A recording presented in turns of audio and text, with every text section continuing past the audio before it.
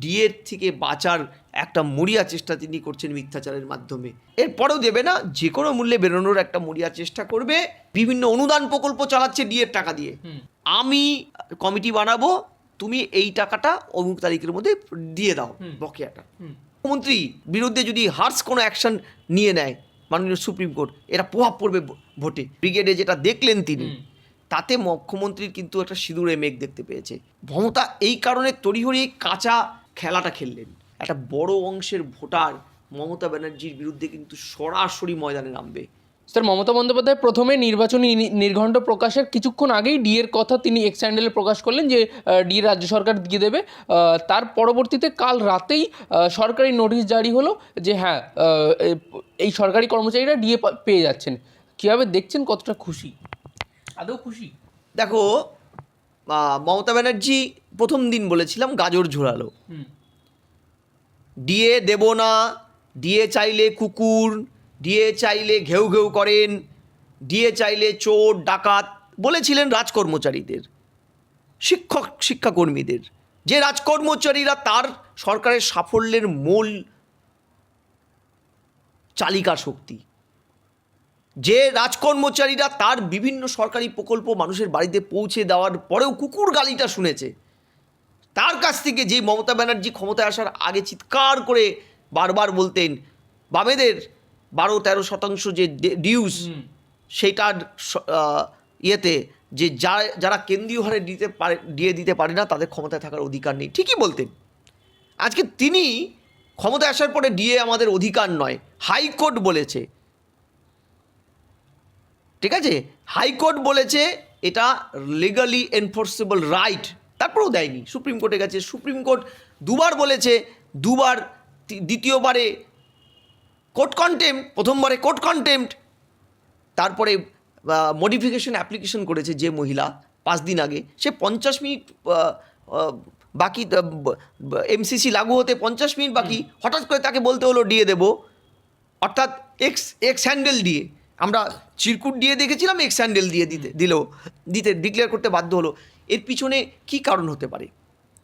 কারণ হলো court contempt প্রসিডিওরটা যদি চালায় সুপ্রিম কোর্ট, চালাবেই, তাহলে ভোট চলাকালীন যদি মুখ্য সচিব, স্বরাষ্ট্র সচিব যারা এখন প্রাক্তন, বা মুখ্যমন্ত্রী বিরুদ্ধে যদি হার্স কোনো অ্যাকশন নিয়ে নেয় মাননীয় সুপ্রিম কোর্ট, এটা প্রভাব পড়বে ভোটে। দ্বিতীয় যেটা, সমুদ্র ব্রিগেডে যেটা দেখলেন তিনি, তাতে মুখ্যমন্ত্রীর কিন্তু একটা সিঁদুরে মেঘ দেখতে পেয়েছে। তৃতীয়, ভোটটা করবে শিক্ষাকর্মী এবং সরকারি আমলারা, এই কর্মচারীরা, পুলিশ করবে। তারা যদি মমতার ভোট লুটটাকে পুরোপুরি আটকাতে পারে জান লড়িয়ে, তারা করে। এটা করতে গিয়ে রাজকুমার রায়কে মরতে হয়েছে, খুন হতে হয়েছে ভোট করতে গিয়ে, হাই স্কুল শিক্ষক। মমতা এই কারণে তড়িঘড়ি কাঁচা খেলাটা খেললেন।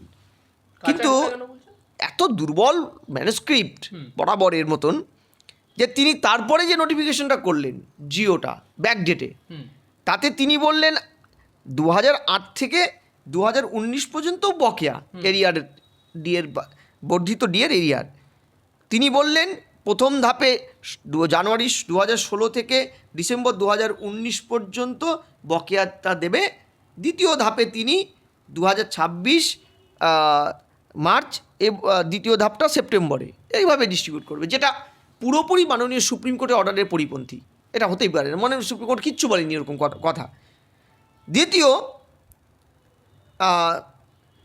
তিনি এই জায়গায় শিক্ষাকর্মী, অর্থাৎ গভর্নমেন্ট পোষিত যে স্কুলগুলোর শিক্ষাকর্মী, কলেজের শিক্ষাকর্মী, তাদের সম্পর্কে কী নোটিফিকেশনটা আছে, তাদের সমস্ত ইনফরমেশন পাওয়ার পরে বিবেচনা করা হবে। এটাও সুপ্রিম কোর্টের অর্ডারের সম্পূর্ণ পরিপন্থী। অর্থাৎ মমতা কি আবার এই গাজরটা ঝুলিয়ে মিথ্যাচারটা করে এতগুলো মানুষের অধিকার নিয়ে সুপ্রিম কোর্টের বলা কথাকে বিকৃত করে যে পদক্ষেপটা নেওয়ালেন, এটা আবার চ্যালেঞ্জ হবে, স্টে পাবে, এমসিসি লাগু হয়ে গেছে। মমতা কি তার ফেস সেভিংয়ের ভূমিকাটা নিল? কারণ তিনি কিন্তু ভয় পেয়ে গেছেন। আজকে সেই চোটপাট তার নেই কুকুর বেড়াল বড়ার মতন, কারণ পেনশনার 15 লক্ষ মানুষ যারা ওষুধটা কিনতে পারে না, এত কম পেনশন পায়, যাদের আন্দোলনে পুলিশ লেলিয়ে দেওয়া হয়, সেই পেনশনারদের 15 লক্ষ ইন্টু যদি তাদের পরিবারের 4 জন করেও ধরি, 60 লক্ষ ভোটার এখানে আছে। সরকারি বেশ গভর্নমেন্ট এডেড পোষিত স্কুল কলেজ এবং এই ধর অন্যান্য সরাসরি সরকারি দপ্তরের পিয়েরা ধরলে সেটা যদি 5-6 লাখও হয়, তাহলেও তো একটা বড় অংশের ভোটার মমতা ব্যানার্জির বিরুদ্ধে কিন্তু সরাসরি ময়দানে নেমে পড়েছে। এটা মমতা বুঝতে পেরেছে বলেই ওটা করলেন। আর মুয়াজ্জিম ভাতা, পুরোহিত ভাতা দেওয়ার একটা বড় লজিকটাই দাঁড়িয়েছিল মুসলিম ভোটটা নিয়ে উনি শেষ মুহূর্তেও এখন আর কনফিডেন্ট নন, তাই মুয়াজ্জিম ভাতাটাকে বাড়ানোতে তাকে নিতে হলো শেষ মুহূর্তে। ফলে আমি তোমায় এটা বলছি, ডিএ নিয়ে কিন্তু মমতা ব্যানার্জির প্রশাসন রীতিমতন একটা লুজ বল দিয়ে দিল।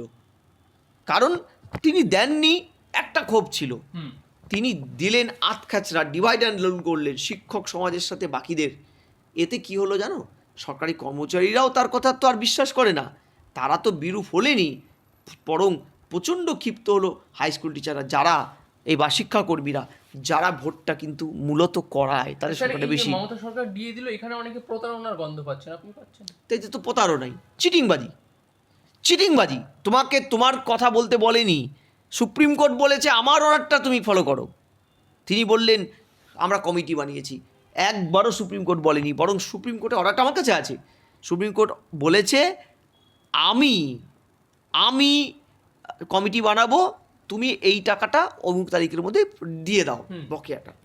আর কিচ্ছু বলেনি, কিচ্ছু নেই মাঝখানে। ফলে মমতা এইভাবেই কখনো শাহজাহান ইস্যুতে হাইকোর্টের অর্ডারটাকে ম্যানিপুলেট করে সুপ্রতিমকে দিয়ে, পুলিশ আধিকারিকদের দিয়ে মানে করতে চেয়েছিল, শাহজাহানকে বাঁচাতে চেয়েছিল। একইভাবে কিন্তু ডিএর থেকে বাঁচার একটা মরিয়া চেষ্টা তিনি করছেন মিথ্যাচারের মাধ্যমে। এই কারণেই আমি তোমায় বলছি যে মমতা এই সব কিছুর কিন্তু যোগফলে সমাজের সব সেক্টর, আদিবাসীদের খেপিয়েছে, দ্রৌপদী মুর্মুকে অপমান করেছে, তারা ক্ষিপ্ত, একটা মুসলিমরা ক্ষিপ্ত। এইবারই প্রথম তার রাজনৈতিক কেরিয়ারে মুসলিম ভোট ভাগাভাগির অঙ্কে ভোটটা হচ্ছে। এই সব যাবতীয় জিনিস দেখে তার তো মনে হতেই পারে যে পলায়তি সজীবতী, কারণ তার পূর্বসূরি জ্যোতি বসু জননেতা 1972 সালে বরানগরের শিবপ্রসাদ ভট্টাচার্যের কাছে হেরে গিয়ে যে পালিয়েছিল, পরে দক্ষিণ চব্বিশ পরগনার সাতগাছিয়ার থেকে তিনি পরবর্তীকালে ভোটে দাঁড়িয়েছেন, জিতে এসছেন, আর কোথাও যাননি। একইভাবে তারেক পূর্বসূরি সে জ্যোতি বুদ্ধবাবু, তিনি 84 সালে বামফ্রন্ট সরকার তখন এক্সিস্টিং, সেই সময় 84-82 যদি 82-তে সেখানে প্রফুল্লকান্তি ঘোষের কাছে হেরে গেছিল কাশীপুরে। হেরে গিয়ে বুদ্ধবাবু যাদবপুর সাউথ চব্বিশ পরগনায় গিয়েই শেষ অবধি ভোটে দাঁড়িয়েছিলেন, জিতেছেন।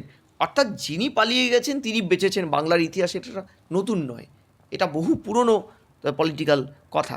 ফলে এই জায়গায় দাঁড়িয়ে রাজ্যের মুখ্যমন্ত্রী কিন্তু এখন ভীষণ চাপে। লাস্ট কথা, 24-এর নির্বাচনে পশ্চিমবঙ্গে 76টা পৌরসভা শহরে মমতা পিছিয়েছিল।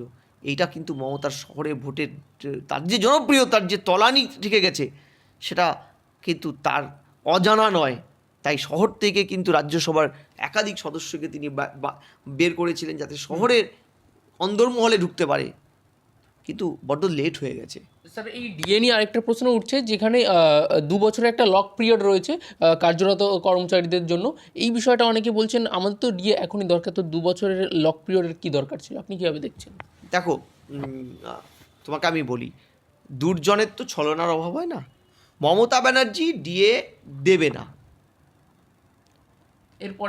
এরপরেও দেবে না, যে কোনো মূল্যে বেরোনোর একটা মরিয়া চেষ্টা করবে। এবং দেবে কোত্থেকে? এই তো মাছের তেলে মাছ ভাজা, ধার করে ঘি খাওয়া, একটার পর একটা সরকারি প্রকল্পের টাকা, এমনকি এই যে কর্মচারীদের একটা বড় অংশের টাকা তো সেন্ট্রাল গভর্নমেন্ট থেকে আসে, এই টাকাগুলো তিনি অন্য খাতে খরচা করে ফেলেছেন। ঠিক আছে, এই বিভিন্ন অনুদান প্রকল্প চালাচ্ছে ডিএর টাকা দিয়ে। ফলে সেই জায়গায় জাস্ট এধার কামাল ওধার, এই জায়গায় দাঁড়িয়ে মমতা ব্যানার্জি দেবে না, তাই একের পর এক এই ছল চাতুরি আশ্রয় নিতে হচ্ছে তাকে। কিন্তু আমি তোমাকে এইটাও বলে দেই, সরকারি কর্মচারীরাও এর শেষ দেখা দেখবে। যদি মমতাকে জনপ্রিয় করতে পারে সরকারি আধিকারিকরা, সরকারি কর্মচারীরা, মমতাকে মাটিতে মিশিয়েও দিতে পারে। সুপ্রিম কোর্টের অর্ডার তো রয়েছে, তারপরে বলছেন মমতা দেবে না। এটাই তো প্রশ্ন আমাদের, যে মাননীয় চিফ জাস্টিসের কাছে, যে যদি সুপ্রিম কোর্টকে এইভাবে না মানা শুরু হয়ে যায়, সমাজে একটা প্রেসিডেন্ট তৈরি হয়ে যায়, পলিটিক্যাল পার্ট থেকেই হোক বা সোশ্যাল পার্ট থেকে, তাহলে কিন্তু সুপ্রিম কোর্ট ভেঙে পড়বে, আইন ব্যবস্থা ভেঙে পড়বে। কারণ এখনও সর্বশান্ত হয়ে যাওয়া, কোথাও ন্যায় না পাওয়া মানুষের একমাত্র আশ্রয়স্থল আইন। জুডিশিয়ারির ফোর্থ প্লেয়ার হিসাবে আর ল একটা বড় ভূমিকা রাখে। সেটা যদি আজকে একচোখা হরিণ হয়ে যায়, তাহলে তো মানুষের বিশ্বাস হারিয়ে যাবে। মানুষ আর কাকে বিশ্বাস করবে?